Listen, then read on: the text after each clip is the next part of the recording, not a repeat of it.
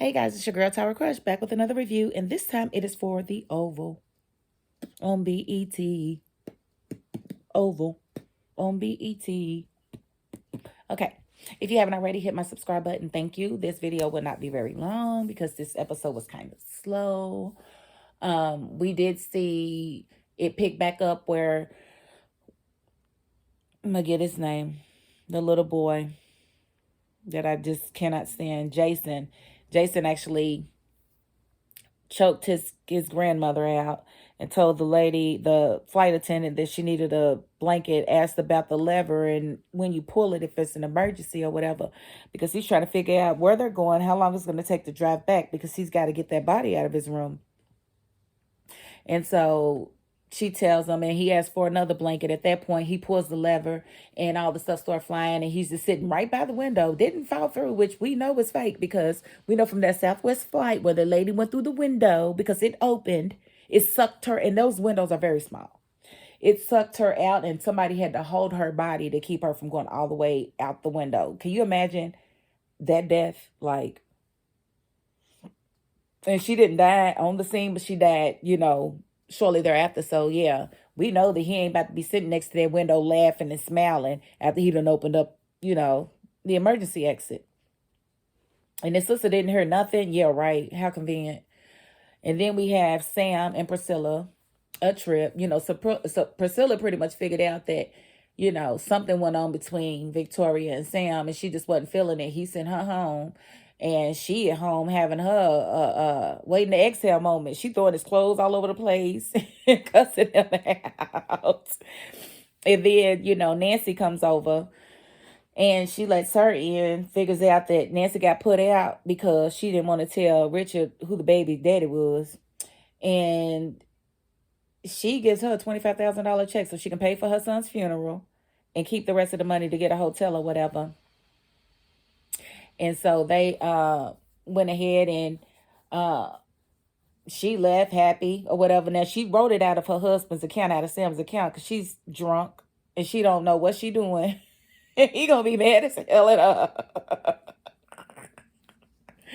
And so that's gonna be interesting to see how that comes out. Barry is locked up still, like he should be, because he's an idiot, kidnapping that girl, thinking they was gonna be okay. You're a black man there. It's not about to listen to you. What was you thinking? So yeah, yeah, I definitely want him in jail, and I don't really want to see him for a while. Like, let him sit there. Let him sit. He needs to sit. He's got to learn. He's got to learn. And then he calls his girlfriend to come and bail him out, and she used it, and he's like, get the money out of the dresser. And she's like, what money? He's like, quit playing. You know what money I'm talking about. She's like, no, I don't. And he was like, quit playing. Just bring the money down here and bail me out. And so he asked him, once she brings him, like, where'd you get the money from? And she was like, that's not my money. It was your money. So whose is it? Like, who dropped that money and that's weird. Like, I don't know. Maybe the cult gave it to him. I don't know. It's kind of crazy though that the money was even there.